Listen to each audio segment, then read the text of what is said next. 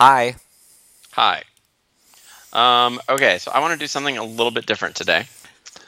I want to read you an article, and we can go through it, and we can stop Ooh, I like it. whenever we have a thought. This article is Is about. that a question? Are you spelling thought T-H-O-U-T Oh, Jesus fucking or Christ. T-H-O-T? Whenever we want to react Okay. with an opinion or a question. So And whenever I have a thought or whenever I want to be a thought. I'm going to ignore you. And this article refers to the recent movement to make requisite the pronouncement of pronouns. Okay. So The announcement, not the how to pronounce he, she, or them. no, right. So the expectation that you would identify which pronouns you would prefer to be referred to using in new social settings, or this especially is especially current in academia, as you and I both know. So it comes up at conferences now, right? The question about whether you should write your pronouns on your name tag. Certainly in the classroom at the beginning of a semester. Or in the classroom at the beginning of the semester. Yes, exactly. So, where did it go? Do you want me to be reading along with you, or No. oh, okay. Oh, is this story hour? I love story hour. It is story hour.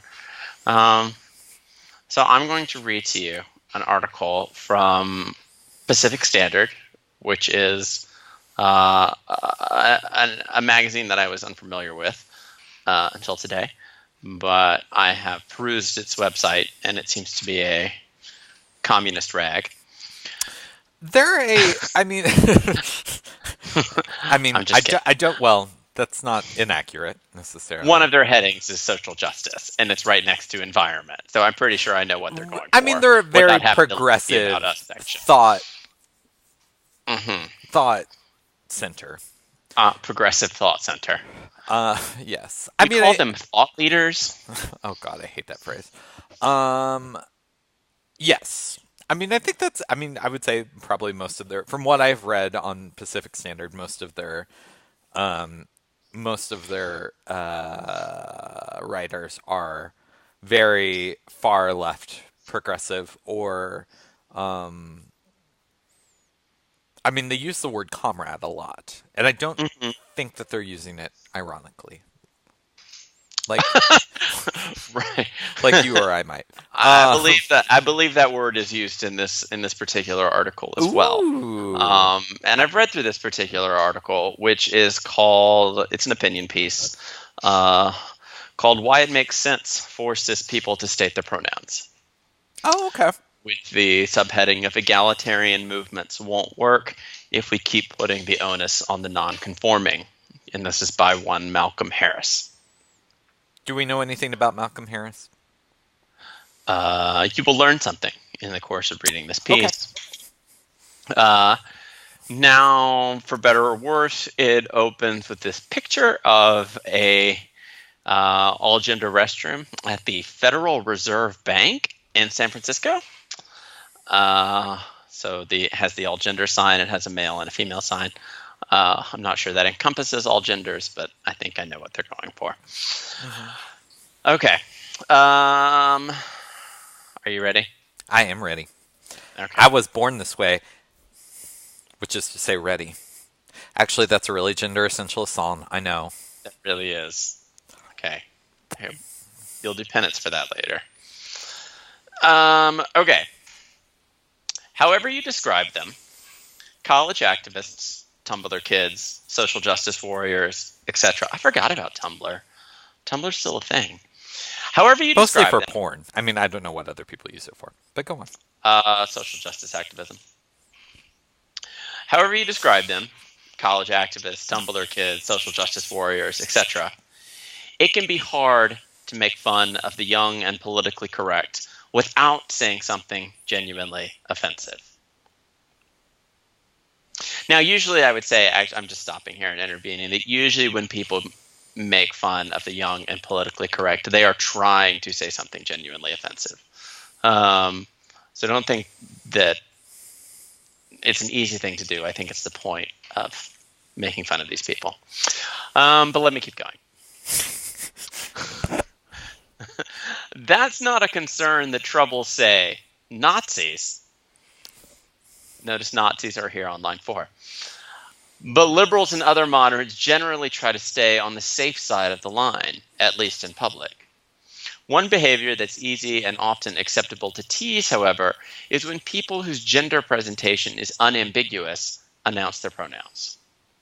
That's the first joke that the sitcom Blackish reached for when it wanted to poke fun at campus culture, for example, allowing the character Zoe to distance herself from that type. It's a safe joke because the target isn't transgender students. It's all the pretentious cis ones grabbing attention by showing what good allies they are. No harm done. So, years Can after... I just... Okay, Okay, go ahead. I'm going to stop you. Go ahead. I mean, I don't know where this is going. Men always interrupt. You correctly gendered me. So... I don't know where this is going, but I think that I just don't think that joke is funny anymore. I do often hear that joke made. I just don't think it's... if it ever Like was... along the lines of, hi, my name is D, my pronouns are he, him, and his? Yeah, or making fun of that. Like, I just don't... I don't know that I ever have thought that was funny, but go on. Okay, yeah, I've never heard people make that joke, but... I mean, I've seen that I don't scene watch in TV. Blackish. I read books, which is... You don't mean that something. Stephen King is not teasing out... Gwendy's Button Box is an amazing piece of short fiction. Okay. It is titled Gwendy's Button Box. Right. It is a button box with buttons on it. 7 of them represent continents. The black one seems to be going to destroy the whole world, and the red one will do whatever is in your mind at that moment. It also delivers magical chocolate weight loss pills and silver dollars that are worth about $700 a piece. I don't see how that's not the making of a great story.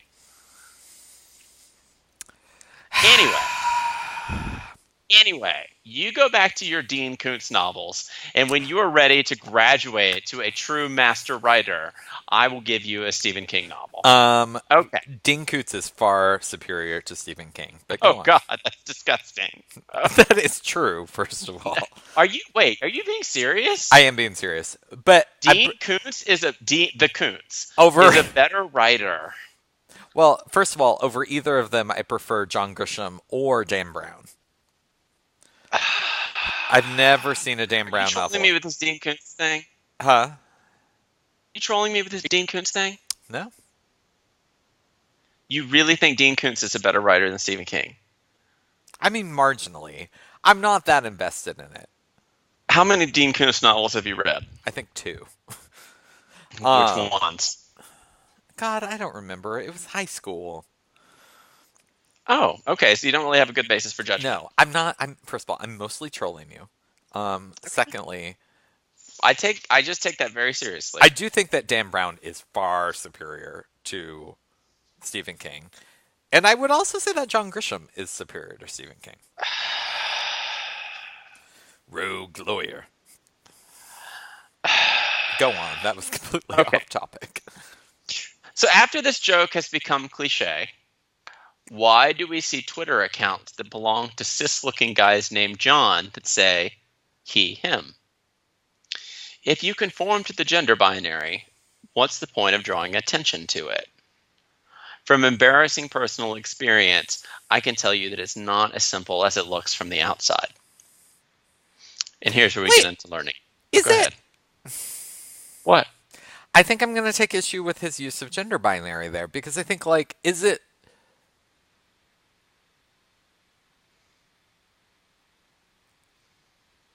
no, go on. I won't stop you there.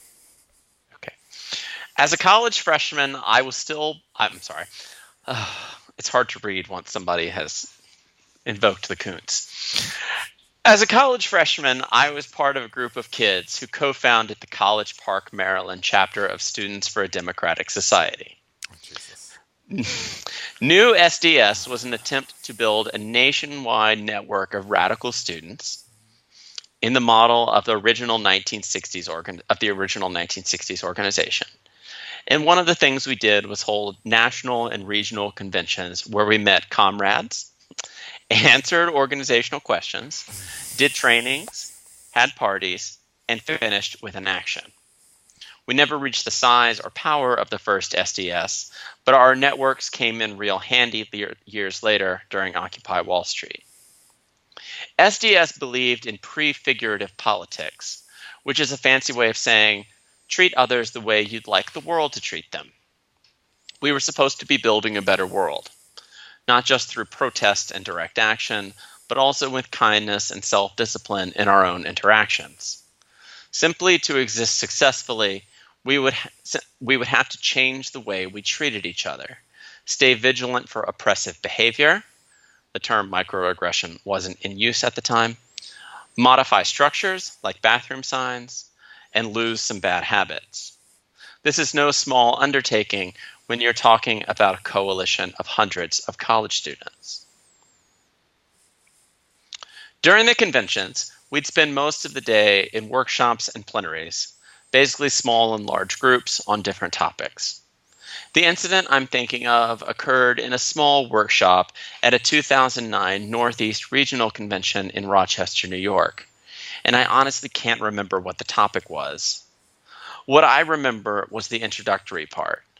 We went around in a circle as usual, and the facilitators asked us to say our name, our chapter, and our preferred pronoun of address. Say my name when no one is around you. You done? Uh-huh. When it came my turn, I said, smirking obnoxiously, I'm sure, I'm Malcolm from College Park, and I'm a dude. Oh, Jesus. Wait, why are you saying oh, Jesus? Well, what's he just... I mean, first of all, like, not that that is ever an okay joke to make, but, like, dude, know your fucking audience. Well, this is about making a mistake. Okay. The whole piece is about making a mistake. I guess I can... Okay. Okay. No one gasped or anything, but I could feel the rest of the room shift uncomfortably in their seats. Someone corrected me, gently but firmly, along the lines of, lots of people can be dudes. I nodded my head, admonished, and we kept things moving. I didn't have to provide an account of myself to a self-criticism board or anything. I just got a little check. Quote, we can all see what you're doing, and you need to keep that out of here. End quote. What was I doing, and why was it okay for them to embarrass me about it? Here's probably Here's probably how I would have explained myself at the time had anyone wanted to waste time on that. Gender is a social fact, and within the context of American heteropatriarchy, the fact that I'm a cis man is not an identification I choose, but rather a truth of my existence in the world. To genuinely participate in the existence of pronoun declaration would be to perform otherwise, as if I could simply opt out of those privileges and the baggage that comes with them. And it would be disingenuous. I didn't want to be the kind of pretentious activist who was the butt of everyone's jokes. I still think there's So some instead truth. he said, my name's Malcolm and I'm a dude. Mm-hmm. Okay. Mm-hmm. But he's going to go on in a second to admit that he's wrong. Well, okay. I don't think he's right on either account yet, but go on. Well, he hasn't told you he hasn't fully explained why he's wrong. He's saying that was my faulty line of reasoning at the time. And remember, he didn't have to go through a self-criticism board, but this whole piece is an exercise of self-criticism done before the board of the Pacific Standard. I think there's some truth in that line of thinking.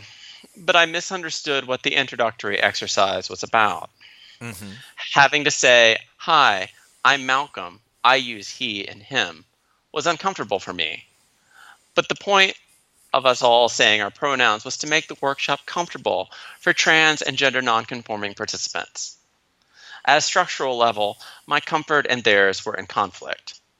If the instructions had been name, chapter, preferred pronoun if you have one, that would have put the onus on folks who aren't cis to identify themselves. It would have put trans participants in the position of having to guess whether or not everyone else already understood their gender correctly. Even if you're in a community where most people are eager to use preferred terms of address, phrasing it optionally forces everyone who is not gender conforming to make a special request for accommodation. Wait a minute. Okay. Okay, okay, so I'm gonna disagree with him adamantly there, but Okay. not from the level that, so not from the right flank, which is to say, I'm not gonna say that like I think announcing pronoun usage is stupid or that I shouldn't have to recognize somebody's non-birth or non-biological sex. Okay. What I'm gonna say is, so what about people, is making everyone announce their pronouns or asking everyone to announce their pronouns not another type of forced coming out, which queer theory and or LGBT studies and feminist studies and theory have for decades critiqued the idea of the coming out narrative as requisite to queerness. Mm-hmm. So, this comes from personal experience in that I, because of training that I'd received to have students, ask students to give their preferred pronouns, I had a student who was in the process of transitioning and, of course, did not want to identify as her former pronouns, but wasn't yet ready to ask people to call her by her once and future pronouns. Mm-hmm. And she was very upset after class. And that made me rethink this whole thing. Okay. I don't know if you want to keep going or if you want to pause there. No. No, I mean, I can keep going. So I take the point that there can be a danger in forcing everyone to state preferred pronouns, especially in cases where you're largely going to be talking to people in the second person. Yeah, I mean, I just question Yeah. if there's the potential to alienate people who are not ready to come out or who are genderqueer and don't prescribe to any set pronoun, so they don't prescribe to he, she, or they. I'm going to err on the side of let's call people by their names. Okay. Mm-hmm. Okay. No, Yeah. I understand. Okay. Let me keep going. Okay. Faced with a situation in which my comfort as a cis person was put second, I got defensive. I took a standard practice that was about making the meeting open to other people, and in a snide way, I tried to use it to recenter myself and my feelings. For that, my comrades made me feel bad. Not so bad that I had to run out of the room, but bad enough that I still remember it 7 years later. It's the kind of shaming that some pundits think we on the left can't afford among ourselves, the kind of behavior that makes us inaccessible to outsiders. But within SDS, we often talked about call-outs like mine in terms of accessibility. Sometimes this was literal. One way that most organizers, quote, checked our privilege, end quote, was remembering to make sure venues had wheelchair accessible entrances. But the larger principle was that, given the choice, we would rather emotionally inconvenience people in their privilege than in their lack thereof. For example, our standard operating procedure on bathrooms, given to, was to have a trans-inclusive women's bathroom and a gender-neutral bathroom. Maybe make some men feel awkward in sharing their space like that. But if you have to choose between if you have to choose someone to make uncomfortable in their relationship to gender, start with men. Not because men are all bad and should be punished, but because we tend to have the least oppression to deal with in relation to our gender. If we think about enduring discomfort as a kind of work, then within a liberation movement, it's important to distribute it fairly. But since that movement exists in a real society where the distribution of discomfort is extremely uneven, we have to do some compensating. That will make some people look and feel silly, and that's okay. Left-wing politics is not a challenge to come up with the most socialist program possible that polling models say 51% of Americans would support tomorrow. If that's what we're trying to do, it would be easy to think it's centrally important to avoid making cis people feel uncomfortable and to avoid sounding ridiculous to non-initiates. Mm-hmm. But that's Democrat thinking, and that's not good enough. Society must be changed to include trans and gender nonconforming people. And not once we reach the horizon, but now. Mm-hmm. To that end, left-wing dominated spaces, of which there are a disproportionate number on college campuses, it's true, have some different behavioral expectations. There's a long simmering tension between trying to do good and trying to look like you're doing good. And far be it from me to suggest anyone should be immune from teasing, especially not just because they say they're working for a good cause. But being an asshole is a way to distance yourself from earnest, more easily mocked But being an asshole as a way to distance yourself from earnest, more easily mocked comrades doesn't make your politics genuine or serious either. Trust me, I've tried it. Working with others to change social norms won't turn anyone into an obnoxious special snowflake. Clinging to the old norms with giggling discomfort, however, just might. The end.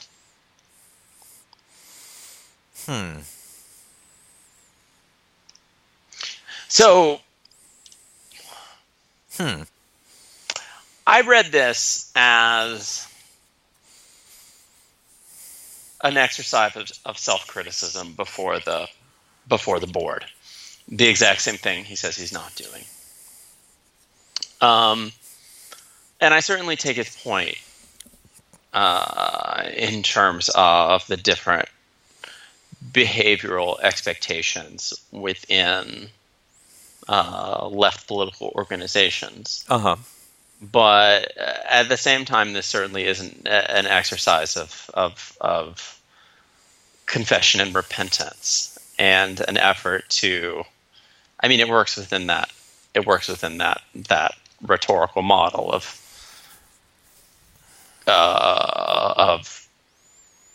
evangelism, right? I have fallen. I have sinned. Here's what I've learned from my mistake. Yeah, we're well familiar with those tropes. So when I'm confronted with those kinds of narratives, I am suspicious of them, in part because I think their primary focus, or their primary goal first and foremost, I mean, the goal within that genre is to flag the virtue of the person doing the confessing, rather than what they say they're working for, which is to quote unquote transform society, or most broadly, or more locally and immediately to make trans and gender nonconforming people feel comfortable. First of all, if you're in a meeting, if you're in an SDS meeting and you don't feel comfortable as a gender or gender nonconforming person, then you're not going to feel comfortable everywhere, because that's pretty much the most inclusive group. But I see this kind of confessionalism performed frequently on social media, mostly by allies, actually almost entirely by allies, because it's a genre about how one has learned to be more of an ally to the trans and gender nonconforming community. And my cynical reaction to it is that it's cynical, but I'm not sure it's wrong. Is that what is going on there again is more of an effort to flag one's own ally status and to make a spectacle of one's own ally status rather than to but at least primarily and secondarily to make trans or gender nonconforming people feel comfortable. um, what do you think? Is my reaction too cynical? Am I being too hateful? I mean, maybe. I'm just suspicious of Malcolm here.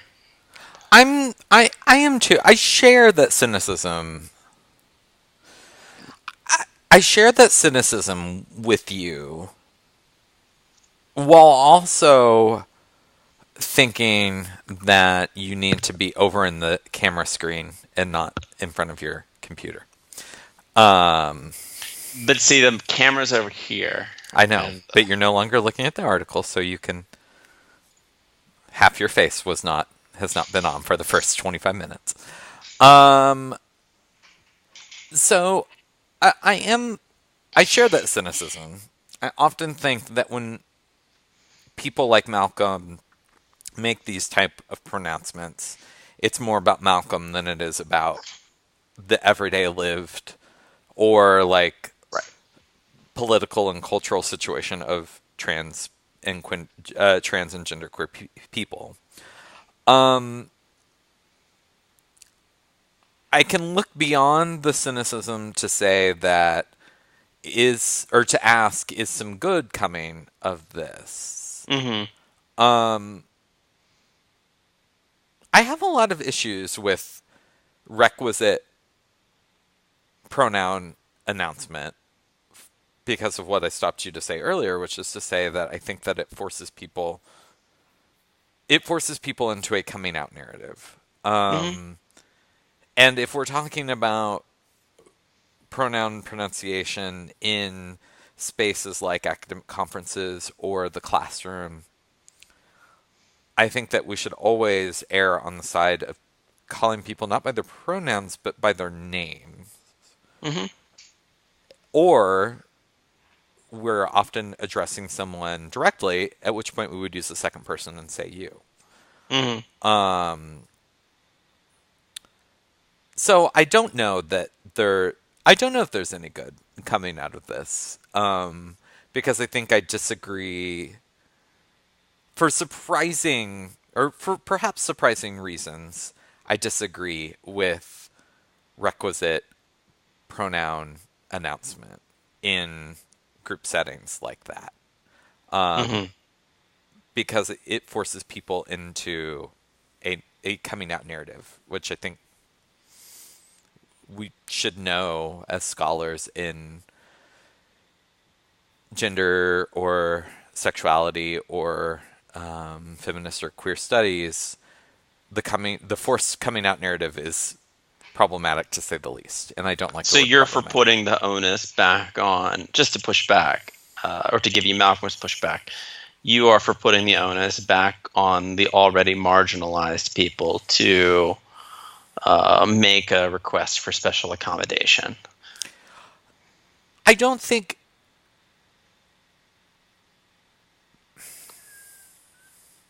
I mean, that's a legitimate question, obviously. I don't know.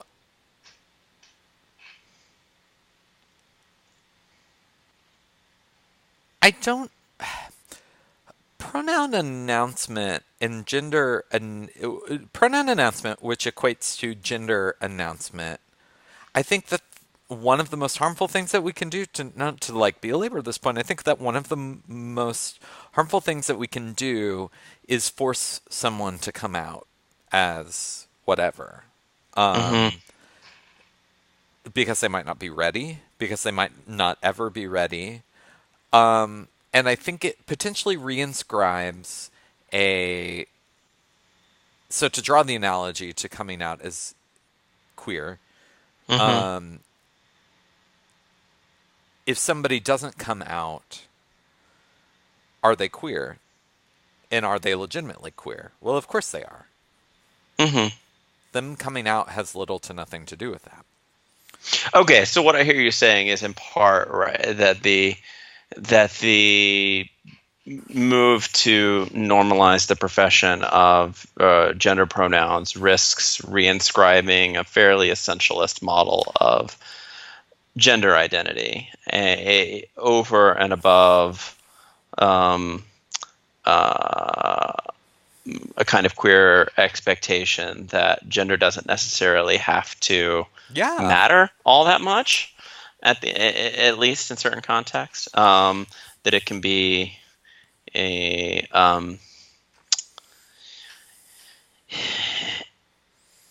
it can be something that rather than learning how to reinscribe and negotiate on a meeting to meeting basis, we learn to simply invest a lot less in terms of meaning, Right. in terms of social weight. Um, I don't think I disagree with you. Can That, I, because I was thinking of this while you were reading, and so I pulled up um, my friend, and he was my dissertation director, and my friend Robert McClure, and I don't know how he would feel about my use of his book in this way. We can find out. But can I read a short paragraph that I think speaks to this quandary that I have and is okay. relevant here? So this is from Robert McClure's The Queer Renaissance. Um, and this is a chapter in which Robert is, or I should refer to him by his last name in this context. This is a chapter in which McClure is talking about coming out narratives. And so he is talking specifically about gay and lesbianism, gayness and lesbianism, and queerness of sexuality. But I want to use this to maybe think about the idea of gender and pronoun announcement as a forced coming out. So he says, and this is from, if anybody ever wants to look this up, I don't know which page this is from, actually. I will find that out and try to put it in the show notes. In addition to the dangers of quietism, coming out as a focus for gay and lesbian theory could also underwrite an apolitical essentialism. The narrowing of vision Duberman recounts could, and often does, narrow even further, so that coming out comes to signify solely the assertion of one's supposedly long repressed identity. This model of coming out by itself exhibits little concern for how lesbian or gay identities are socially constituted, for how they are intersected by other arenas of difference, or for what sort of collective political action might develop from an assertion of one's gay or lesbian identity.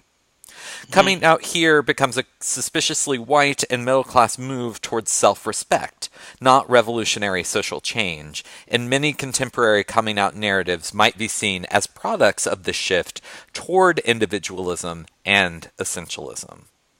So I'm particularly interested, end quote. I'm particularly interested in that ending. I mean, the whole thing I think is relevant, but that contemporary coming out narratives might be seen as products of a shift toward individualism and essentialism.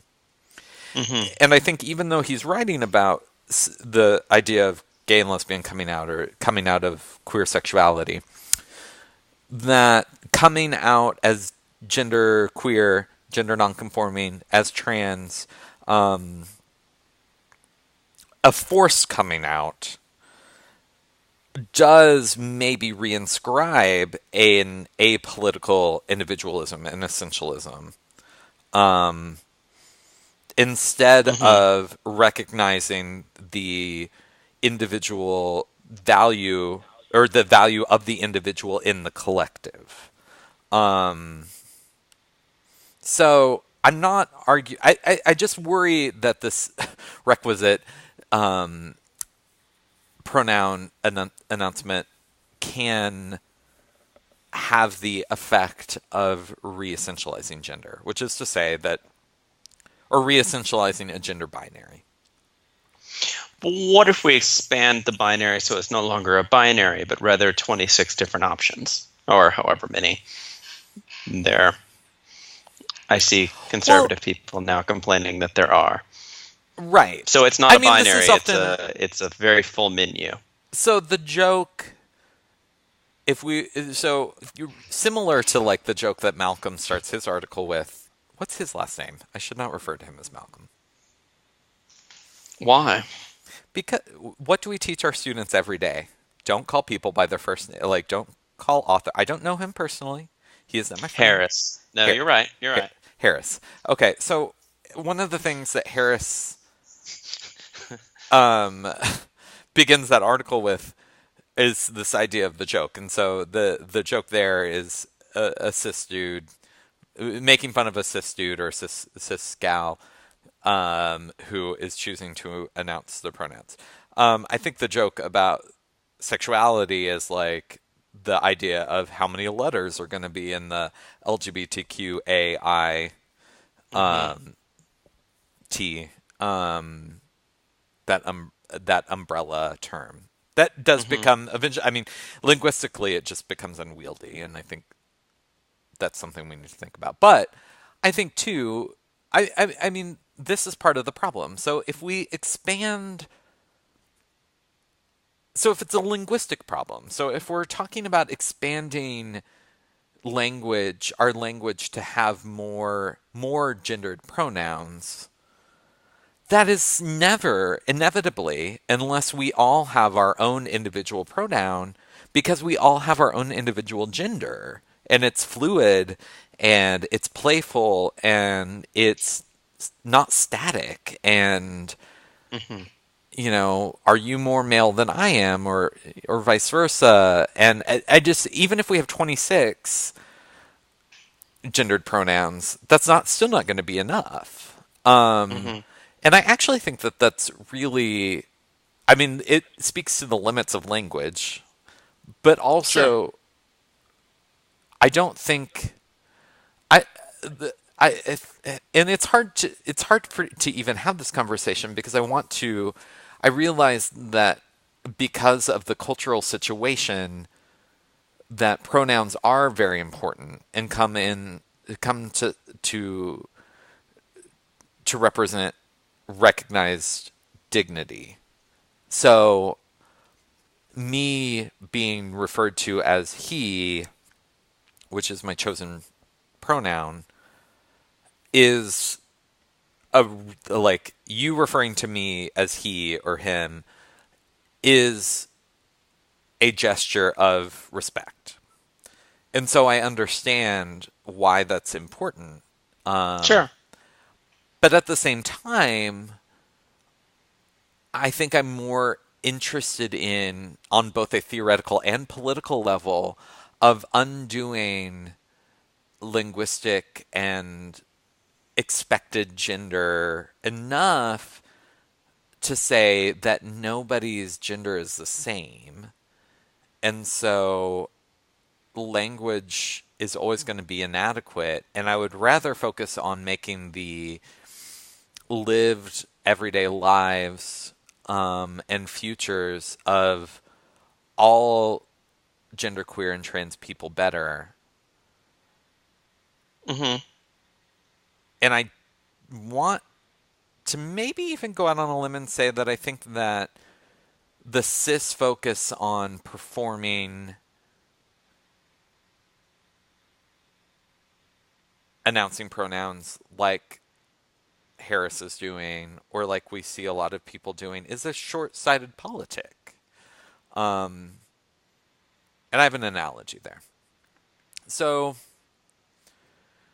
when same-sex marriage became the political issue du jour, lots of us on the radical queer left or on the progressive left were very critical of this drive for state recognized same sex marriage because we feared, and I don't want to say we're right, but I do think we're right.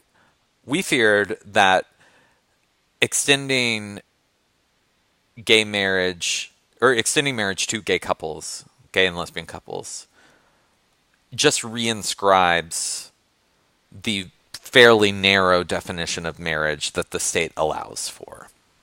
Hmm. Whereas the better political act, or the more radical or the more progressive political act, that actually I think that those of us on the progressive left or people like yourself on the libertarian left could get behind would be to say the state shouldn't be in the business of marriage and we should undo the rights connected to marriage. And maybe that's where we would begin to disagree. But Oh, I would just treat it as a contract. yeah, that marriage, that the state shouldn't be in the business of regulating what romantic relationships are valid and what are not, and what ones are not. Hmm. And that fighting for marriage equality in the end is actually fighting for homonormativity. And I actually still Hmm. believe that. I mean, I think that that is. I mean, you don't really see many people now fighting for those rights that are tied to marriage to be extended to all people instead of married couples. Hmm.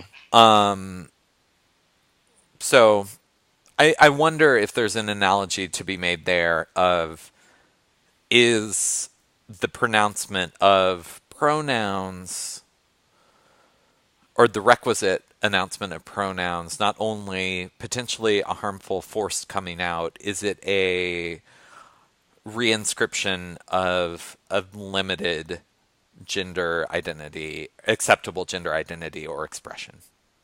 Hmm. Yeah, I don't disagree with you. Actually, I mean, I don't have much Good, because in the I'm way right. of.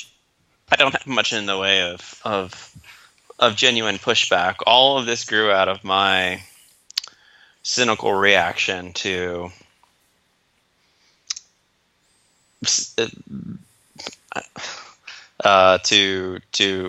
clearly gender conforming people flagging their willingness to state their pronouns in an effort to ally themselves with trans and gender non-conforming people. And I was trying to think through not only whether there was anything more to this situation than virtue signaling, which, to be fair, there is, but also why, on another level, I would resist, for instance, stating my own pronouns on my name tag at a conference. And I would do so not only because I think I think to do so would be to participate in a community of people who are not to be cruel, but I think who are largely doing so out of a desire to signal their own queer cred or queer credentials. Mm-hmm.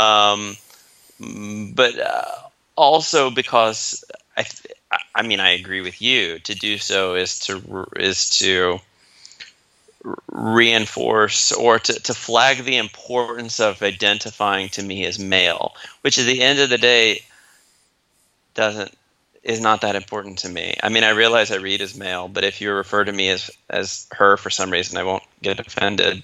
Like I don't care. Like I just profoundly don't care.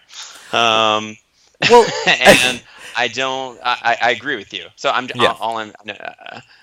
I just don't.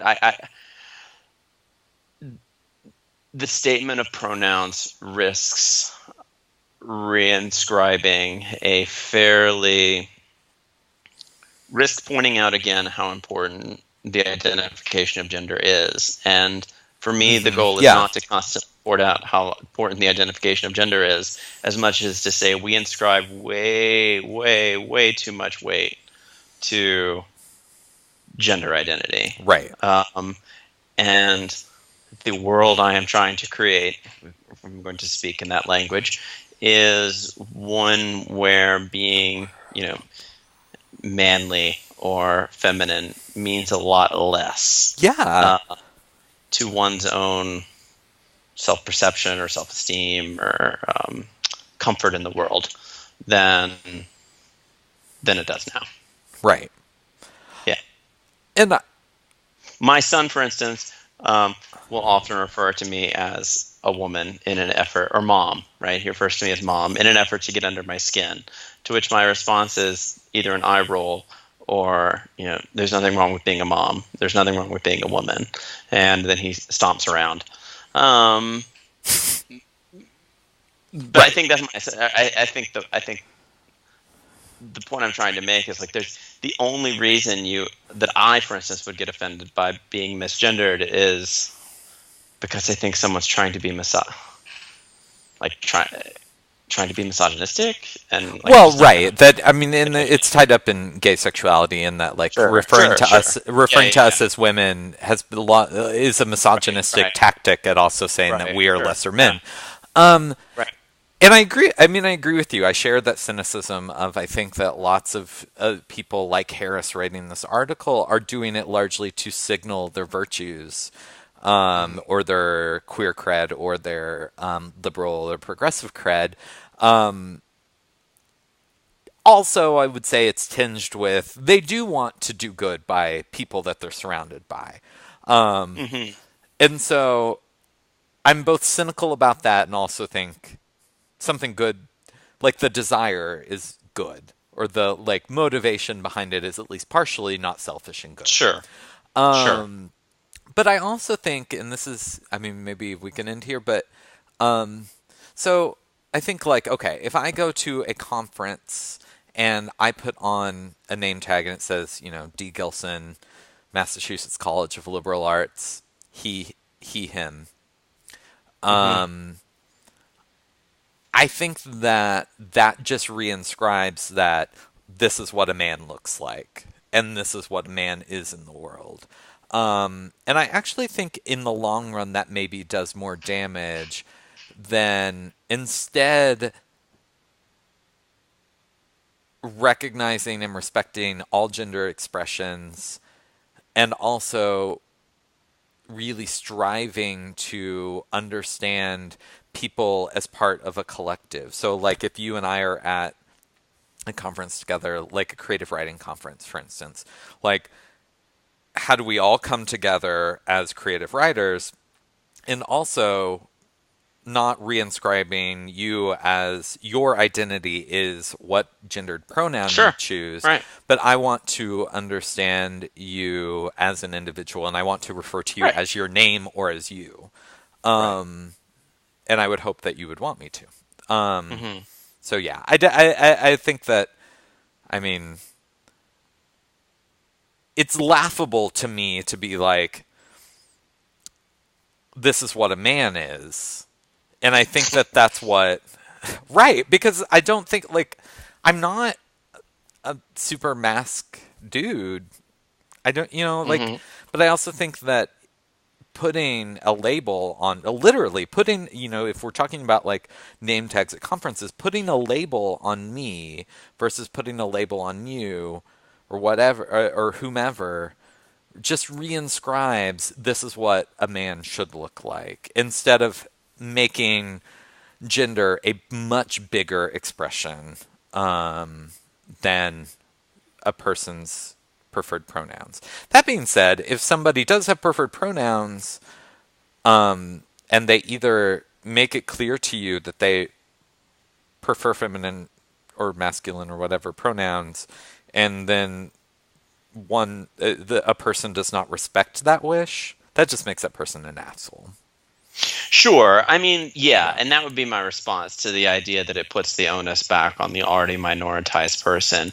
If you are in a statistical minority, I'm sorry, sometimes that's going to create an extra discursive onus on you to ask for something. I mean, otherwise you're asking most people to change the way they hold conversations on your behalf, and I think that's equally obnoxious. Yeah, I It don't is disagree it is with you. obnoxious to refuse that person's request. Yes. Um, it's but the expectation that we will all simply change the way we introduce ourselves is equally obnoxious. So yeah, I'm with you. At the end of the day, Good. two white bros save the world again. Oh, I want All to make a right. plug for the May Oh 2017 Jesus. issue of Poetry Magazine. I'm in this. Hmm. And so is Okay. Will, technically. I'm really not. Your name is. Oh, well, yes. Um, okay. I'm gonna go tuck my husband into bed. Oh, tell Howard I said hi. Okay, I will. This is sign language for I love you forever. Bye. Bye.